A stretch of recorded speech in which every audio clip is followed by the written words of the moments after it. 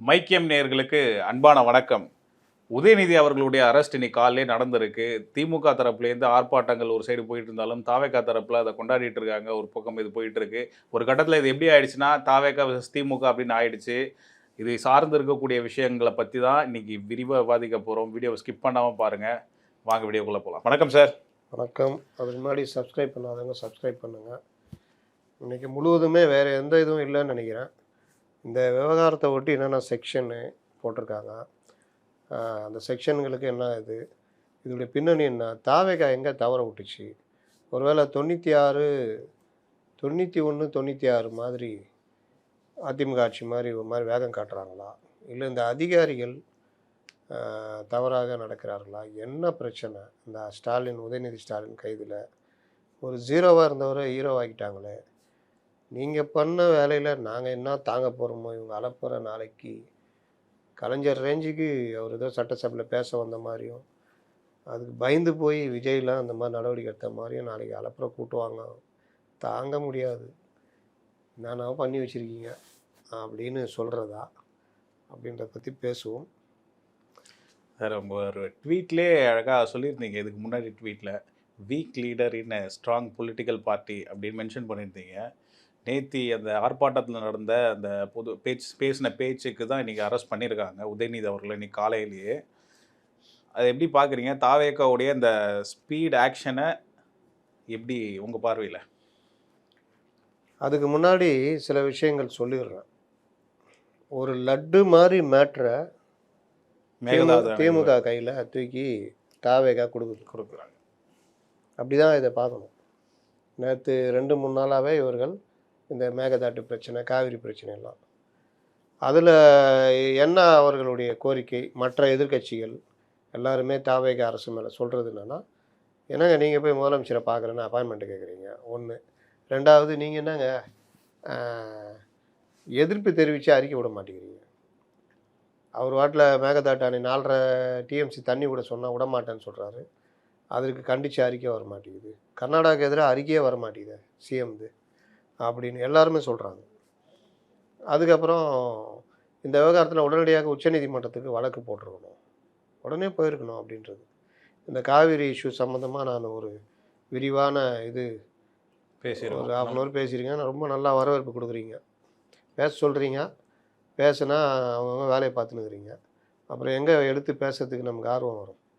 வழக்கம் போல் எது ட்ரெண்டோ அதை நோக்கி ஓட்டணுன்ற மாதிரி என்னையும் தள்ளுகிறீர்கள். அதான் நான் சொல்ல முடியும். அந்த காவிரி இதில் நான் சொல்லியிருப்பேன், இவர்கள் எந்த அளவுக்கு இந்த விவகாரத்தில் திமுக இந்திரா காந்தியுடைய அந்த துரோகத்துக்கு துணை போனாங்க, விட்டு கொடுத்தாங்க அப்படின்னு. அதில் 71 அந்த வழக்கை வாபஸ் வாங்கினது. அப்போ அந்த மாதிரி விவகாரத்தில் அதோடைய விளைவை தான் நம்ம இன்றைக்கி அனுபவிச்சுட்டு இருக்கிறோம். அப்போ இந்த மாதிரி விஷயங்களை இவர் விஜயும் இந்த மாதிரி அந்த தாவேகா அரசும் பல விஷயங்களை உடனடியாக நீதிமன்றம் மூலியமாக போய் தீர்க்க வேண்டிய விஷயத்த விட்டு கொடுக்குறாங்க அப்படின்ற ஒரு இது. சரி, அவர் என்ன பண்ணியிருக்கணும் அப்படின்றதுக்கு நான் நேற்று கூட ஒரு விஷயம் சொன்னேன். உளவுத்துறை அதிகாரிகள், ஆலோசகர்கள், இவர்கள் சரியான ஒரு தகவலை ஒரு அரசுக்கு, ஒரு முதல்வருக்கு வழங்க வேண்டும். ஏன் இவங்களாம் கொடுக்கணும் அப்படின்னு சொல்கிறேன்னா, உக்காந்துருக்கவர் ஒரு 5 ஆண்டு 6 ஆண்டு காலம் இல்லை பல 10 ஆண்டுகள் அரசில் இருந்து இயங்கி ஒரு அனுபவம் கண்ட ஒரு தலைவர் கிடையாது. நேற்று வரை நடிகர், இன்றைக்கி இங்கே உட்காந்துருக்காரு. அவர் காவிரி இஷ்யூடைய பேக்ரவுண்ட் என்னன்னு தெரியாது. அப்போ அவருக்கு முன்னாடி என்னென்ன சான்சஸ் இருக்குது அப்படின்னு பார்த்தா, ஒன்று, பழைய அதிகாரிகள் காவிரி சம்பந்தமான இந்த விவகாரங்கள் வந்த பொழுது இருந்த தலைமை செயலாளர்கள் இல்லை அதை கையாண்ட ஐஏஎஸ் அதிகாரி அவர்களை கூப்பிட்டு ஆலோசனை கேட்கலாம். 2, அது சம்பந்தமான அரசியல் தலைவர்கள் அவர்களிடம் கேட்கலாம், என்ன செய்யலாம். அதே செங்கோட்டையன் கேட்கலாம்னு சொல்ல போகிறீங்க. 3, உளவுத்துறை அவர்களுடைய அறிக்கையை கரெக்டாக கேட்கணும். 4, இப்போது அவர்கிட்ட இருக்கிற தலைமை செயலாளர், மற்ற அதிகாரிகள் ப்ளஸ் ஆலோசகர்கள், இவர்கள்ட்டெல்லாம் இதில் என்ன பண்ணணும் அப்படின்னு. சரி, இவங்க யாருமே சொல்லாமல் இருப்பாங்களா அப்படின்னு கேட்கலாம். சொல்லியிருப்பாங்க.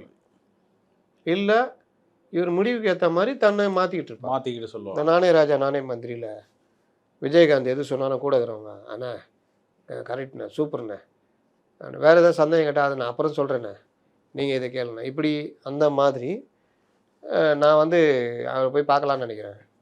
நம்ம தயாரிப்பாளர் கூட சொல்லிக்கிறாரு டெல்லி பிரதிநிதி அப்படின்னா, சூப்பர் சார். சார் எப்படி சார்? ஐயோ தெய்வமே, 3 முதல்வர் அப்படியே ஒன்றா ஆக்கி வச்ச மாதிரி இருக்கிறீங்களா தெய்வமே அப்படின்னா முட்டு சந்து தான். முடிஞ்ச போச்சு. அப்போ இது ஒரு பாட்டு. உளவுத்துறை வேலை என்ன? First report. உளவுத்துறை வேலை உளவு பார்த்து சொல்வது. அதில் என்ன மூமெண்ட் இருக்குது, டிஎம்கேல என்ன மூமெண்ட் இருக்குது, மற்ற கட்சி தலைவர்கள், நம்முடைய கூட்டணி கட்சி தலைவருடைய மூமெண்ட் என்ன, இந்த விவகாரத்தை எப்படி பார்க்குறாங்க, எங்கே பிரச்சனை வருது, அப்போ நம்முடைய அரசு இந்த விவகாரத்தில் அறிக்கைகள், அனைத்து கட்சி கூட்டம் ஒரு சைடு சொல்லி கூட்டாமல் இருக்கிறாங்கன்னு எல்லாரும் இது பண்ணுறாங்க. அப்போ நம்ம என்ன செய்யணும்? முதல்வர் அங்கே பேசுறதெல்லாம் கூடாது. ஏன்னா இது பொதுவான கருத்து, முதல்வருக்கு எதிராக போய் முடியும்.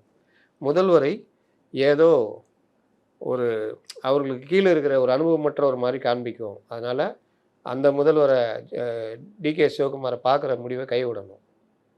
ரெண்டாவது 4.5 டிஎம்சி தண்ணி மேட்ரு வரும்பொழுதே முதல்வர் நான் இனி பார்க்க மாட்டேன், இனி கோர்ட்டு தான் அப்படின்னு புறக்கணிச்சிருக்கணும். உடனடியாக அறிக்கை விடணும். மூணாவது, எல்லாருடைய கோரிக்கையும் அனைத்து கட்சி கூட்டத்தை கூட்டணும். இவர்களுக்கு நீர்வள சம்பந்தமாக ஆலோசனை சொல்கிற அன்புமணி கூட சொல்கிறார், அனைத்து கட்சி கூட்டத்தை கூட்டுங்கன்னு. அனைத்து கட்சி கூட்டத்தை கூட்டணும். இதன் மூலம் பொதுமக்கள் மத்தியில் திமுக கட்டமைக்கிற ஒரு பெரிய பிம்பத்தை உடைச்சிட முடியும். அவர்களால் இந்த அரசுக்கு எதிராக எதுவும் பேச முடியாமல் போயிடும். அப்போ அனைத்து கட்சி கூட்டத்தை கூட்டுறது மூலமா நான் தமிழ்நாட்டில் எல்லாரும் ஒற்றுமையாக இருக்கிறோன்னு இது பண்ணுவோம். திமுகவால் மறுக்க முடியாமல் இந்த கூட்டத்தில் கலந்துக்கிற மாதிரி ஆகிடும். அது ராஜதந்திர நடவடிக்கை. அதுக்கப்புறம் அந்த டீமை தூக்கி டெல்லிக்கு அனுப்பிச்சி விடணும், இந்த வேலையெல்லாம் செய்யணும் அப்படின்னு உளவுத்துறை ஒரு ரிப்போர்ட் போடணும். ஏன்னா இதெல்லாம் பண்ணால் இந்த கவர்மெண்ட்டுக்கு ஒரு பெரிய பாசிட்டிவாக இருக்கும். சட்டமன்றத்துலையும் கேள்வி கேட்க முடியாது, அனைத்து கட்சி கூட்டத்தை கூட்டினீங்களா இல்லையான்னா கேட்க முடியாது அப்படின்னு கொண்டு போகலாம். இதை சொல்லலாம். இதோட சேர்த்து ஆலோசகர்களும் இதை சொல்லணும். எதுவுமே பண்ணலை. திமுக இந்த பிரச்சனையை டெல்டா மாவட்டத்தில் விவசாயிகள் மத்தியில் கையில் எடுக்கிறாங்க. இதில் விவசாயிகள் கடனை முழுமையாக ரத்து பண்ணணும்னு சொல்கிறாங்க. விவசாயிகள் கடன் முழுமையாக ஏன் ரத்து பண்ண முடியல? கடந்த காலத்தில் இவங்களுக்கு என்ன பண்ணாங்க? 12,000 கோடின்னு அறிவிச்சிட்டு போயினே இருப்பாங்க, விவசாயிகளுக்கு கடன் ரத்தாயிடும். ஆனால் அந்த பேங்குக்கு துட்டு தர மாட்டாங்க. 5 வருஷம் 6 வருஷம் 8 வருஷம் போயிடும். அப்போ அந்த பேங்க்கு எந்த காசை வச்சுட்டு மறுபடியும் விவசாயிகள் கடன் கொடுக்கும். இப்போ அந்த கூட்டுறவு வங்கிகளை திவாலாகிற வேலையெல்லாம் செஞ்சாங்க. இந்த அரசு இப்போது இருக்கிற நிலைமை அந்த நிலைமை மாதிரி இல்லை. ரிசர்வ் வங்கி சில நிபந்தனைகளை விதிச்சிருக்குது. அப்போது 2 மாதத்தில் கொடுக்கணுன்னா அரசுகிட்ட இருக்கிற நிதியை பொறுத்து தான் கொடுக்க முடியும். இதை யார் விலைக்கு சொல்கிறது? இந்த பிரச்சாரத்தை கொண்டு போகணும் விவசாயிகள் மத்தியில். அதே மாதிரி விவசாயிகளுக்கு நான் துணை இருக்கிறேன்றத முடிந்தால் முதல்வர் இந்த விவகாரத்தில் நான் துணை இருக்கிறேன், இந்த மாதிரிலாம் நடக்குது, நான் எப்போதும் அவங்களோட இருக்கிறேன்னு பேசணும். இந்த மாதிரி விஷயங்கள்லாம் உளவுத்துறை சொல்லணும். திமுக இந்த விவகாரத்தை கையில் எடுக்குது, உதயநிதி கையில் எடுக்கிறார். அப்போ இதை டைவர்ட் பண்ணுறதுக்கு என்ன பண்ணலாம்? உதயநிதிக்கு எதிராக என்னென்ன விஷயங்கள் கொண்டு போகலாம், திமுகவுக்கு எதிராக என்னென்ன விஷயங்கள் கொண்டு போகலாம், இதுதான் உளவுத்துறையோ மற்றவர்களோ செய்ய வேண்டியது. உதயநிதி அந்த கூட்டத்தில் என்ன பேசுகிறாரு, மற்றவர்கள் என்ன பேசுகிறாங்க, இந்த மாதிரி பார்க்குறதெல்லாம் ஒரு ரிப்போர்ட் போகிறது ஒரு விஷயம். இவ்வளோ பெரிய இதை இவர் புறக்கணிச்சுட்டு எனக்கு என்னென்னு விட்டுட்டாரு. இவர்களுக்கு லட்டு மாதிரி கிடைக்குது. விவசாயிகள் சங்கத்தை வச்சு போராட்டம் நடத்துகிறாங்க. அதில் அவர் பேசுகிறார். பல தலைவர்கள் பல கருத்துக்கள் பேசுகிறாங்க. ஆற்றல் மிகு தலைவர்ன்றாங்க, அவரை பொன்னியின் செல்வன்றாங்க, இன்றைக்கி இளைய கருணாநிதினு பேர் வச்சுட்டாங்க. இந்த மாதிரி போகுது. அப்போது உதயநிதி ஸ்டாலின்னா கூட கொஞ்சம் பரவாயில்லாமல் போகும். இளைய கருணாநிதினா இன்னும் எல்லாம் அந்த டைப்பில் தான் பார்க்க ஆரம்பிப்பாங்க. அப்போது இந்த மாதிரி விஷயங்கள்லாம் பேசிட்டு இவர் பேச்ச ஆரம்பிக்கிறாரு. ஒன்றும் பெருசாக அதாவது ஆர்எஸ் பார்த்து சொன்ன மாதிரி ஆற்றல் மிகு பேச்சு, புள்ளி விவரங்களை எடுத்து வைத்து பிரித்து மேய்ந்தார். அதே விஷயத்த சட்டசபையில் வந்து கேட்பாருன்னு பயந்துட்டு தான் கைது பண்ணாங்கன்றாங்க. அப்போ அந்த மாதிரிலாம் ஒன்றும் பெருசாக எனக்கு தெரியல. உட்காந்து பார்த்து கேட்டப்போ சரி என்ன பேசுகிறாரு, என்னவோ பேசுகிறாரு. நிழல் முதல்வர், இந்த ரீல்ஸ் முதல்வர், டம்மி அரசு, இன்னும் என்னவோ சொல்கிறார். நாளைக்கும் அதே சட்டசபையில் அதே தான் பேசுவார். இதை பேசிகிட்டு இருக்கும்போது தான் அந்த வார்த்தை, அவங்க நடிகை பேரை சொல்கிறாங்க, இவர் இந்த வார்த்தையெல்லாம் சொல்கிறாரு. சொன்ன உடனே நம்மலாம் போடுறோம். ஒரு எப்பேற்பட்ட ஒரு எதிர்கட்சி தலைவர் நமக்கு கிடச்சிருக்காரு, தொடர்ச்சியாக அவர் இந்த மாதிரிலாம் பேசிட்டு வர்றாரு, பெண்களை இழிவுபடுத்துகிற மாதிரி விஷயம் அப்படிலாம் போடுறோம். பலரும் கண்டிக்கிறார்கள். வழக்கமாக இதில் வந்து ஒரு 4-5 பேர் வந்து திட்டுவான். அவனுங்க யாருன்னா கூலிப்படை. ம். துட்டை வாங்கிட்டு இந்த வேலை நாய் மாதிரி தான் பிஸ்கெட் ஒன்று ஒன்றா தோத்திட்டு வந்து குறைக்குமா அந்த மாதிரி குறைப்பானுங்க. நேற்று ஒரு 60 பேர் குறைச்சானுங்க. 60ம் பயங்கரமாக குறைச்சது. சரி, அப்போது இது ரொம்ப பெரிய விஷயம் தான். அவங்கள பாதிச்சிச்சு, நல்லா தெரிஞ்சு போச்சு. பாதிக்கலாம் இந்த குறைப்பு வராதில்ல. இவர்களால் எதுவுமே பேச முடியல, அதுக்கு பதில் சொல்லவும் முடியல. நான் பேசுகிறத கட் பேஸ்ட் பண்ணிட்டாங்க அப்படின்லாம் உருட்டினாங்க. அதுக்கப்புறம் அவர் என்ன திரித்து போட்டாங்க. அவர் என்ன சொன்னார்? காவிரி தண்ணீர் தானே சொன்னார், அதை பற்றி தானே பேசினார். அவர் பேசினதுக்கப்புறம் நான் காவிரி தண்ணீர் தான் சொன்னேன்னு சொன்னார்ல, அது ஏன் சொன்னார்னு எல்லாரும் கேட்க ஆரம்பிச்சிட்டாங்க. பலரும் வந்து இந்த மாதிரி இழிவு பேச்சு பேசக்கூடாது. இது உதயநிதிக்கு முதல் தடவையா அப்படின்னு பார்த்தீங்கன்னா இல்லை.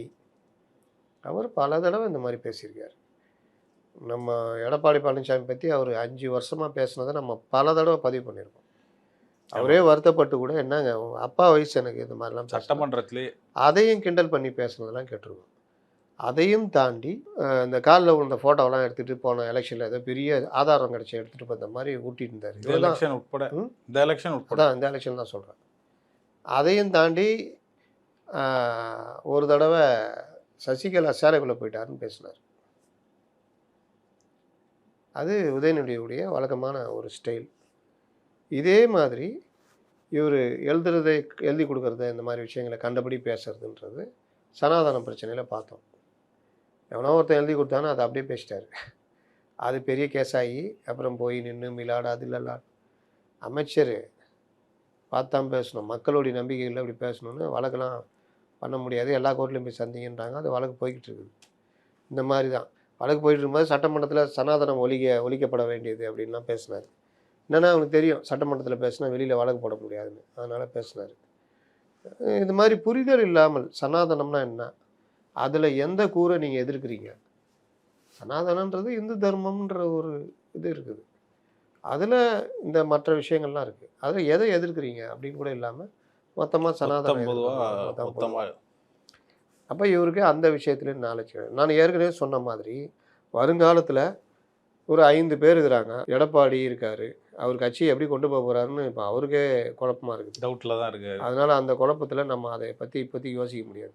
சீமான் 2 நாளைக்கு முன்னாடி பேசுனது பார்த்தா அவர் இன்னும் அந்த விஷயம் விட்டு திமுக மாதிரியே ஏன் தோல்வி அப்படின்ற காரணத்தை தேடாமையே அவர் இன்னும் அதே வெறுப்பில் இருக்கார். அரசை காத்துக்கிட்டு இருக்காரு. அரசை விமர்சிக்கிறது வேற, கண்டபடி பேசுறது வேற, அதனால அவருக்கு பிரச்சனை. அடுத்து அண்ணாமலை, அவர் ஒரு இயக்கம் கொண்டு போகணுன்ற ஒரு முனைப்பில் போய்கிட்டு இருக்காரு. டேட்டாஸ் பேசக்கூடியவர், நல்ல நாலேஜபிள் பர்சன். அவர் ஒரு காலத்தில் இதே ஒர்க் பண்ணார்னா நிற்பார் அப்படின்ற ஒரு இது பேசியிருக்கேன் ஏற்கனவே. அடுத்து இன்னொரு இளைஞர்னு பார்த்தா முதல்வர். அவர் வந்து பார்த்திங்கன்னா முதல்வராக இருக்கிறதுனால இயற்கையாகவே அவர் டிஃபென்ஸ், அவரை எதிர்த்து தான் இவங்களாம் சண்டை போட்டாகணும். அப்புறம் யாருன்னு பார்த்தா நிற்கிறது உதயநிதி. அப்போது உதயநிதி எப்படிப்பட்ட ஆள் அப்படின்னு பார்த்தீங்கன்னா சுயமாக சிந்தித்து பேசக்கூடிய நபர் இல்லை, எழுதி கொடுத்ததை பேசக்கூடியவர், அதையும் தாண்டி தேடல் என்பதே இல்லாதவர். ஒரு பிரச்சனையை அந்த பிரச்சனையுடைய நுனி முதல் அடிவரை போய் அதில் என்ன இருக்குது, அதில் என்ன இந்த மக்களுக்கு தொண்டர்களுக்கு நம்ம கொடுக்கலாம் அப்படின்னு ஒரு ரிசர்ச் பண்ணி பேசக்கூடிய ஒரு தலைவர் இல்லை. ரிசர்ச் பண்ணி நீ கொடு, நான் அதை எடுத்துக்கிட்டு பேசுகிறேன் அப்படின்னு அன்புமணி ராமதாஸ் மாதிரி கூட பேசக்கூடிய ஆள் இல்லை. இல்லை டேட்டாஸ் எல்லாம் கலெக்ட் பண்ணி அதை மடை திறந்த வெள்ளம் போல் அண்ணாமலை மாதிரி பேசக்கூடிய ஆளும் இல்லை. நீங்கள் வந்து திமுக மேலே வழக்கு போடுவீங்கன்றதே அதை பேசக்கூடிய ஆளே இல்லை அப்படின்றீங்க. ஆமாம், பேசக்கூடிய ஆளே இல்லை, படிக்கக்கூடிய ஆள் தான். அப்போ அவர் இந்த மாதிரி தலைவர். நான் ஏற்கனவே என்ன சொன்னால் வீக்கர் லீடர் இந்த ஸ்ட்ராங்கர் பார்ட்டி. ஏன்னா அந்த ஸ்ட்ராங் பார்ட்டி வந்து திமுகவுடைய அந்த தன்மை. நீங்கள் தப்பை கூட அவங்க பேசுகிறத பார்த்தா நமக்கு பக்கராகிடும். இந்த இதில் சொல்லணும், ஐயா என் ஆடே காணா போல ஐயா, ஆடு காணாம போன மாதிரி கனவு கண்டேன் ஐயான்னு. அதில் வடிவேலை வந்து திமுக அந்த ஸ்டைலில் வச்சுக்கோங்க. பொதுமக்களோ இல்லை திமுக எதிர்க்கிறவங்களையோ அந்த ஆடு திருட்டு போனதில் அவரை வச்சுக்கோங்க, அவ்வளோதான். இதை விட நான் ரொம்ப சிம்பிளாக சொல்ல முடியாது. உங்களுக்கு அவன் பண்ணுற கூத்து ஆய்வு ஆச்சா பூச்சா ஆச்சா ஐயா ஆடே காணா போல ஐயா, காணா போன மாதிரி கனவு கண்ட ஐயான்னு பின்வாங்கிடுவான். இன்னைக்கு நம்ம தமிழக அரசும் அந்த வேலையை தான் பண்ணிக்குது. ஐயா ஆடு காணா போல ஐயா, கனவு தான் கண்டேன். அதுக்கு பின்னாடி வரேன். அப்போ இந்த மாதிரி ஒரு ஸ்ட்ராங் பார்ட்டியுடைய வீக்கர் லீடர். இவரை தூக்கி என்னதான் வச்சாலும், இவரால் அதை அடுத்த கட்டத்துக்கு, அதாவது திமுக வளர்ந்தது பல தலைவர்களால், ஆனால் தன்னால் தான் வளர்ந்ததுன்னு காமிச்சிக்கிட்டார் கலைஞர். அதுக்கு பலரை பயன்படுத்தினார். குறிப்பாக எம்ஜிஆரை பயன்படுத்தினார். அதுக்கப்புறம் எம்ஜிஆரை தூக்கி எறிஞ்சார். தூக்கி எறிஞ்ச பிறகு அவர் வந்து அந்த கட்சி அவர் தலையில் விழுந்தது. அது அப்படி போனார். எம்ஜிஆர் தூக்கி எறிஞ்ச பிறகு அவர் ஜெயிக்கவே இல்லை, எம்ஜிஆர் இருக்கிற வரைக்கும். ஆனாலும் அவர் வந்து கட்சியை வழி நடத்தி போனார். அது நிர்வாக திறமை. பலரை காலி பண்ணார். அவர் விட மேலே இருக்கிறாரெல்லாம் பலர் வெளியேற்றப்பட்டார்கள், இல்லாட்டி ஏதோ ஒரு வகையில் ஏற்றுக்கொண்டு இருந்தார்கள். அந்த இதுதான் ஒரு தலைவனுக்கு வழி நடத்துகிற திறமைன்னுவாங்க. அவர் அப்படியே கடத்தி கொண்டு வந்து ஸ்டாலின் எழுத்தி கொடுத்தாரு. அவர் என்ன பண்ணார்? அவர் வந்த உடனே அவர் கையில் அப்படியே மலர்பாதை கூட்டணி கட்சியெல்லாம் வந்து ஜெயிச்சிட்டார். அப்படியே ஜெயிச்சிட்டே ஓடினார். நான் கூட பல தடவை பதிவு பண்ணியிருப்பேன். இவர்கள் மலர் பாதையை மட்டுமே பார்க்கிறார், முள்பாதையை இன்னும் பார்க்கவில்லை. இந்த மலர் பாதையை பார்க்கும்போதே உதயநிதியை கூட்டு வந்துட்டார். மகனை கூட்டு வந்து துணை முதல்வர் வரைக்கும் கொண்டு வந்துட்டார். அப்போ இவர் வந்து குறுகிய காலத்தில் அவர் வந்துட்டார். அப்போ இந்த இது வந்து இவர்கள் அந்த ஒரு லீடர்ஷிப் குவாலிட்டிக்கு இன்னும் வரலை. அப்போ லீடர்ஷிப் குவாலிட்டிக்கு வரல ஒன்று. ரெண்டாவது, திமுகவுடைய டிஎன்ஏ இவர்கள் உள்ள ஊறி போயிருக்குது. கண்டபடி பேசுறது. அது கண்டபடி பேசுகிறத தலைவர்கள் அதை சாமர்த்தியன்னுவாங்க, கீழே இருக்கிறவங்க பேசுவாங்க, தொண்டர்கள் பேசுவாங்க, அடிப்பொடிகள் பேசுவாங்க. இப்போ நேற்று அவர் பேசுனதை கொஞ்சமாவது சுய சிந்தனை உள்ள யாருமே வந்து ஏற்றுக்க மாட்டாங்க. நிச்சயமாக. நீங்கள் திமுக நெருங்கி போய் கேட்டிங்கன்னா, என்ன இது மாதிரிலாம் பேசிட்டாங்க, தொல்லைங்க தேவையில்லாது, எதை பேச பாருங்கள், காவிரி போராட்டமே பின்னாடி போயிடுச்சு அப்படின்னு தான் சொல்லுவாங்க. ஆனால் வெளியே விட்டு கொடுக்காம என் தலைவன் என்ன அப்படி இப்படின்வாங்க. ஆனால் இதையும் பல பத்திரிகையாளர்கள் முட்டு கொடுக்குறாங்க. ஒருத்தர் சொல்கிறாரு, டேஷ் முதல்வர்னு பேசினார், அதுவும் இதுவும் சரியாக போச்சு அப்படின்றாரு. தாவேக்கவினரும் நிறையா பேசியிருக்காங்க இந்த மாதிரி. அவர் பேசினாராம் விஜய் டேஷ் முதல்வர்னு சொல்கிறதுக்கும் இதுக்கும் என்ன இருக்குது? அவர் நேரடியாக ஒரு முதல்வரை சொல்கிறாரு. இல்லை வாயில் அது நல்லா வாயில் நல்லா வந்துடும், இதெல்லாம் நம்ம ஏற்றுக்கல.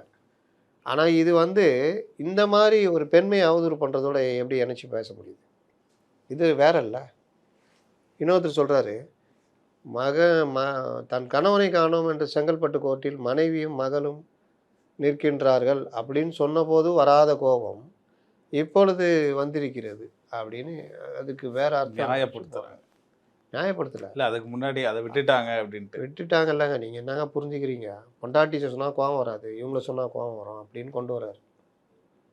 புரியுதா?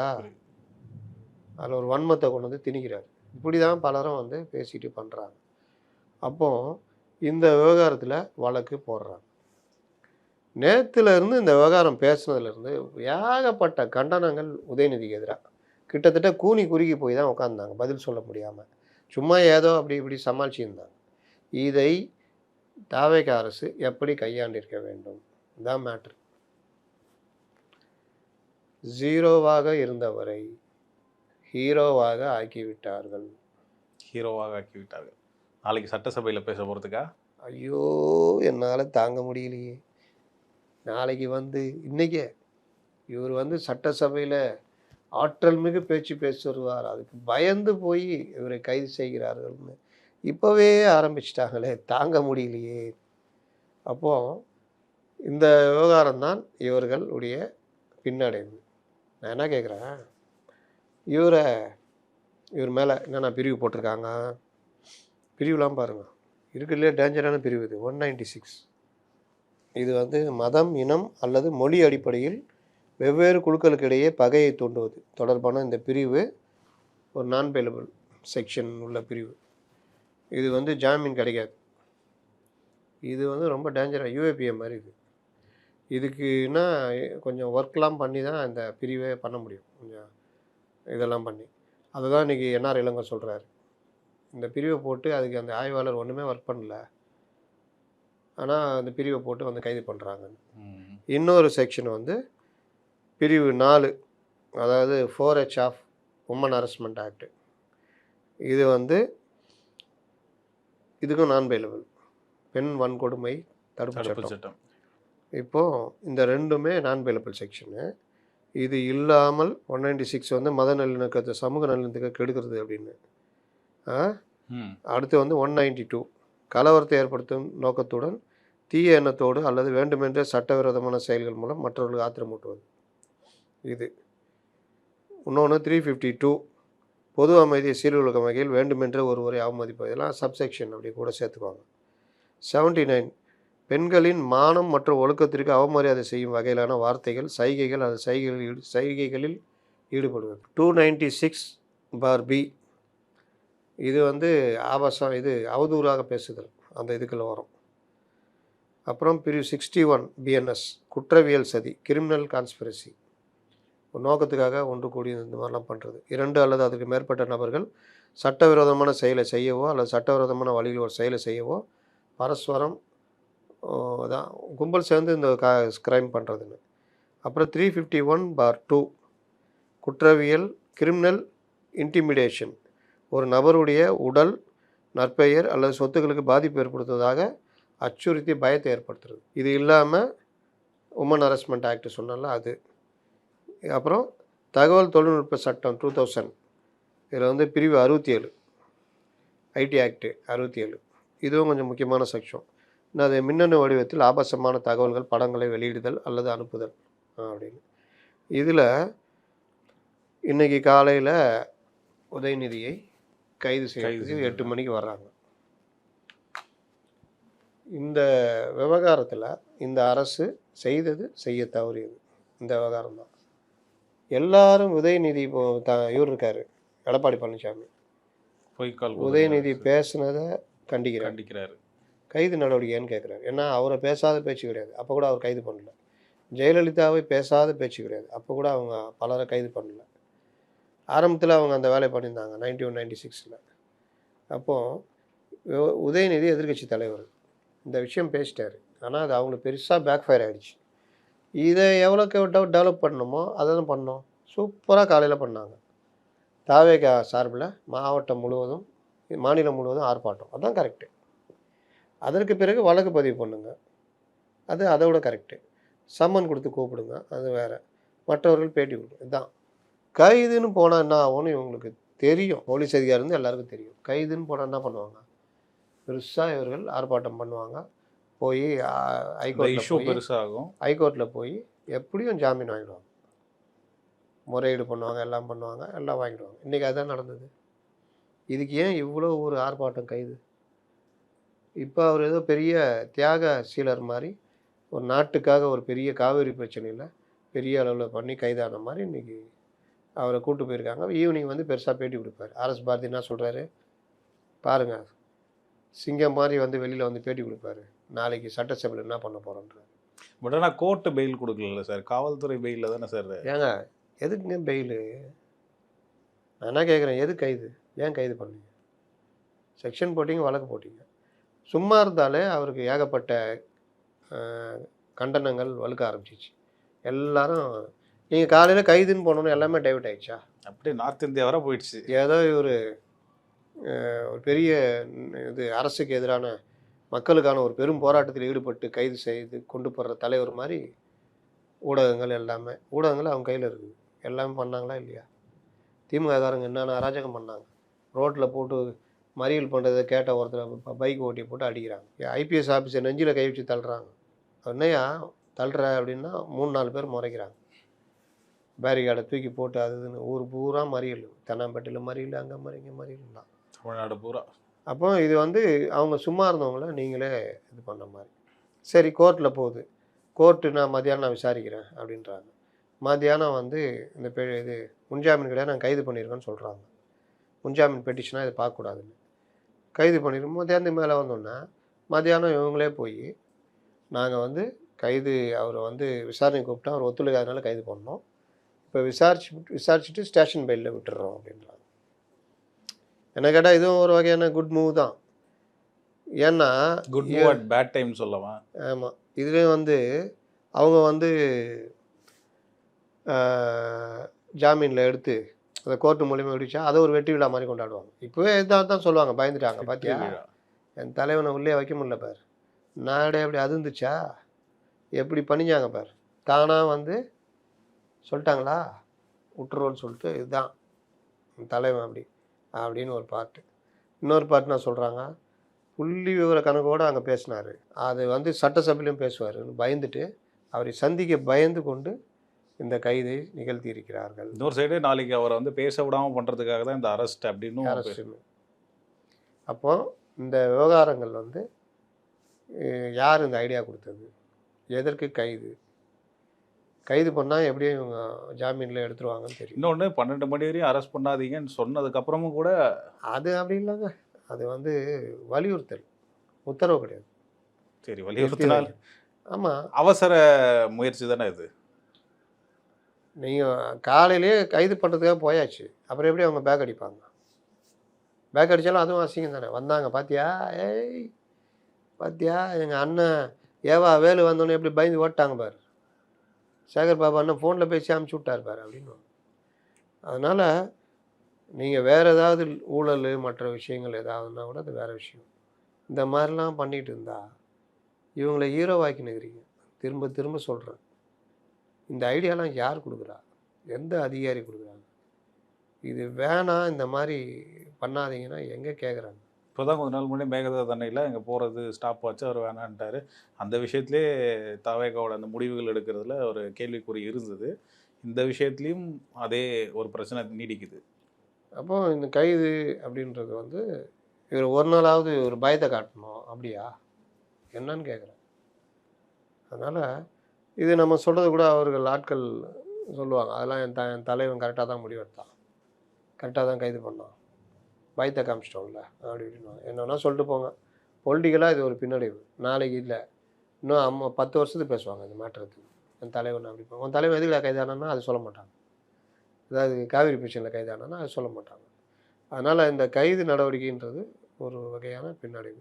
நாளைக்கு சட்டமன்றத்தில் இதை ஒரு பெரிய விஷயம் மாதிரி பேசுவாங்க, இல்லாததெல்லாம் பண்ணுவாங்க. பட்ஜெட் ஒன்று நாளைக்கு ஒன்று வரப்போகுது, அது ஒரு பக்கம். இன்னொன்று இந்த தனி தீர்மானம் ஒன்று ரிலீஸ் பண்ண போகிறதா மரிய வில்சன் அவர்கள் சொன்னார். பார்ட்டி ஃபண்டு சம்மந்தப்பட்ட ஒரு விஷயம். அது எந்த அளவுக்கு நாளைக்கு பூதாகரமாக இருக்க போகுது? பட்ஜெட் ஒரு சைடு, பார்ட்டி ஃபண்ட் ஒரு சைடு, இன்னொன்று இன்றைக்கி அரெஸ்ட் பண்ணது ஒரு சைடு. தாவேகா எப்படி எதிர்கொள்ள போகுது முதல் பட்ஜெட் கூட்டத்தொடரை? தாவேகா தான் ஏறி அடிக்குன்ற மாதிரி நிலைமை இருக்குது. இந்த பார்ட்டி ஃபண்ட்லாம் இறக்குனாங்கன்னா பெருசாக இவர்கள் சமாளிக்க முடியாது. அதுக்கு பதிலாக வேறு ஏதாவது பண்ணுவாங்க, வேறு ஏதாவது பிரச்சனையை பெருசாக்கி டைவெர்ட் பண்ணுறதுக்கான வேலை செய்வாங்க சொல்கிறாங்களே. அதில் ஒன்றா தான் இந்த அரெஸ்ட் இருக்குமா? அரெஸ்ட்டு தான் இவங்க தானே பண்ணாங்க. திமுக தரப்பில் சொல்கிறேன் நான், எதிர்கருத்து சொல்லும்போது இதை வச்சு அதெல்லாம் வீரம் பேசுவாங்க. இந்த டைவர்ஷன் பாலிசின்றது இவங்களுக்கு மற்றவங்கள சொல்லிட்டு இவங்க தான் அந்த வேலையை பண்ணுவாங்க. நாளைக்கு இந்த பட்ஜெட் கூட்டத்தொடரில் பட்ஜெட்டை வாசிக்க விடாமல் ஏதாவது ஒன்று 0 ஹவரில் பேசணும், அது இன்னும் விவாதிக்கணும்னுவாங்க. ரெண்டாவது பட்ஜெட் ஆரம்பித்தோன்னா அதில் ஏதாவது இடையூறு வரும். ஆனால் பட்ஜெட்டில் பெரும்பாலும் இடையூறு பண்ண மாட்டாங்க. அந்த இது பார்ட்டி ஃபண்டு அது வைக்கும்போது தான் தெரியும். அப்போது யார் ஸ்கோர் பண்ணுறான்றது நாளைக்கு தான் தெரியும். ஏன்னா பார்ட்டி ஃபண்டுன்னு பெரிய குண்டு அணுகுண்டெல்லாம் தூக்கி போட்டால் ஜனங்களுக்கு ஆண்டாகும்ல. பட் இதனால் இவ்வளோ நாள் அப்படி தான் பண்ணுகிறீங்களா அப்படின்னு.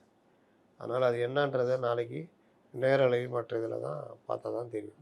லைவாக போகும்போது ஒரு மார்கண்டேயன் அவர்கள் இன்றைக்கி ஒரு ப்ரெஸ் மீட் ஒன்று கொடுத்துருந்தாரு, செய்தியாளர் சந்திப்பு. அதில் வந்து இந்த அரெஸ்ட்டை பற்றி கேட்டதுக்கு அவர் என்ன சொல்லியிருந்தாருன்னா, அவர் சமீபத்தில் பெயிலில் தானே வந்திருக்காரு, சொல்லியிருந்தாருன்னா திமுக சேர்ந்தவங்களுக்கு ஜெயிலுன்றது ஒரு முக்தி தர இடம் அப்படின்ட்டு சொல்லியிருந்தார்.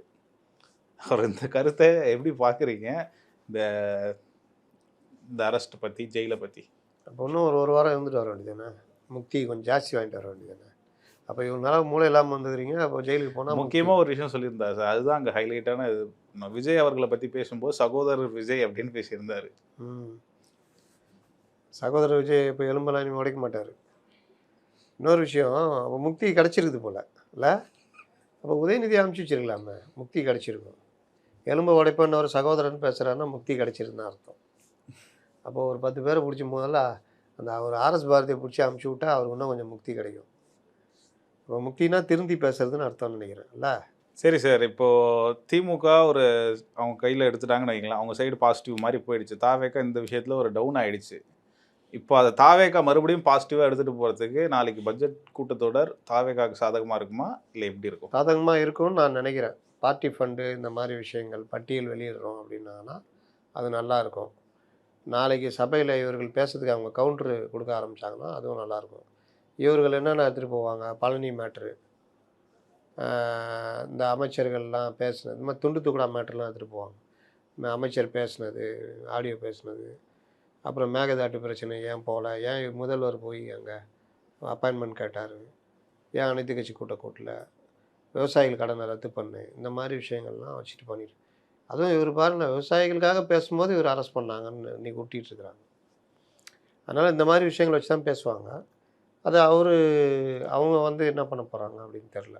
எப்படி ஹேண்டில் பண்ண போகிறாங்க அப்படின்ட்டு. அது ஆக மொத்தத்தில் தாவேக்காக ஒரு சவால் நிறைந்த கூட்டத்தொடராக இருக்கும். முதல் கூட்டத்தொடர். பட்ஜெட் கூட்டத்தொடர்னா பட்ஜெட் உரையை தான் படிப்பாங்க. அதுக்கப்புறம் அவர் ஏதாவது பட்டியல் வச்சா அதில் தான் வம்பு ஆரம்பிக்கும்னு நினைக்கிறேன். இன்னொன்று சார், இந்த வேளாண் பட்ஜெட்டை வந்து திருப்பதி எடுத்துகிட்டு போன அந்த விவகாரத்தில் அது கூட ஒரு சர்ச்சையாச்சு. அதுக்கு வந்து திமுக தாவேகா தரப்புல என்ன சொல்லியிருந்தாங்கன்னா, நீங்கள் கூட தான் வேளாண் பட்ஜெட்டை வந்து கலைஞர் அவர்களோட நினைவிடத்தில் போய் வச்சு எடுத்துகிட்டு வந்தீங்க அப்படின்னு சொல்லிட்டு இருந்தாங்க. மாற்றி மாற்றி சொல்கிறத எப்படி பார்க்குறீங்க? ஏங்க பெரிய குதின்னு குதிச்சாங்க.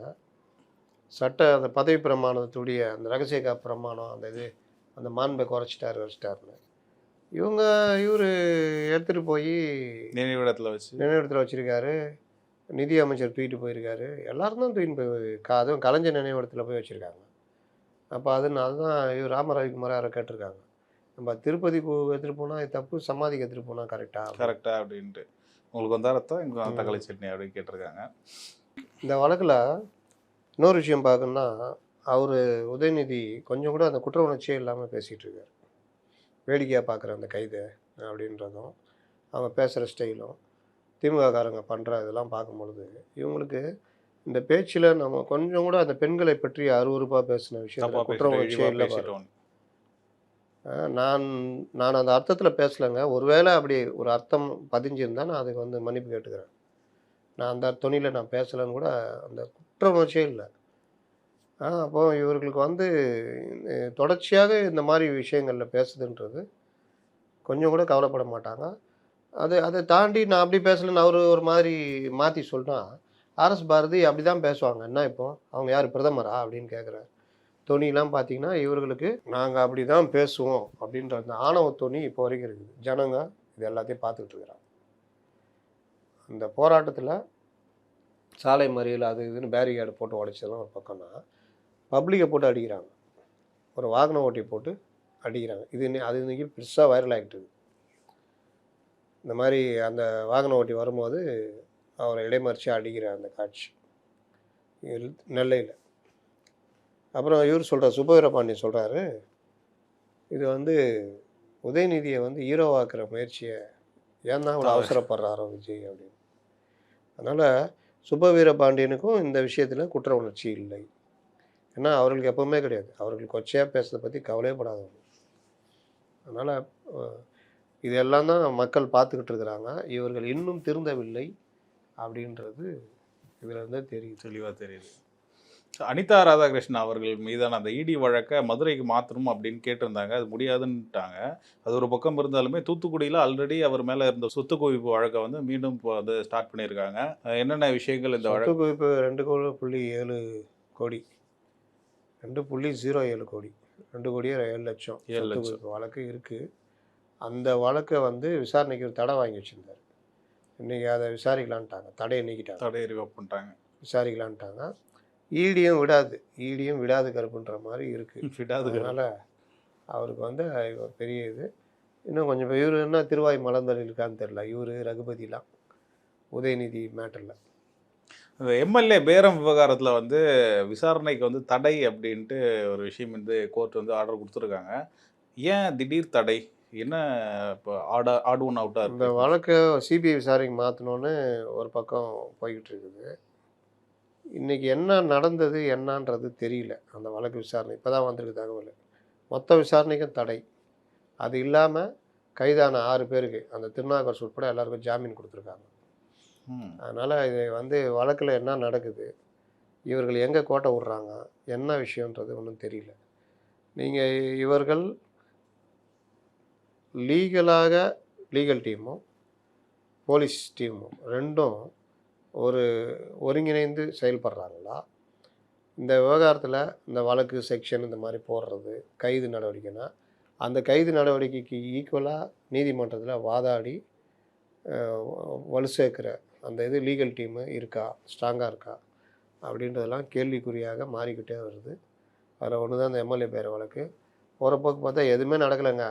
ஐயா ஆடே காணா போலையா, நான் கனவு கண்டையான்ற மாதிரி போனால் கூட போயிடும், சொல்ல முடியாது.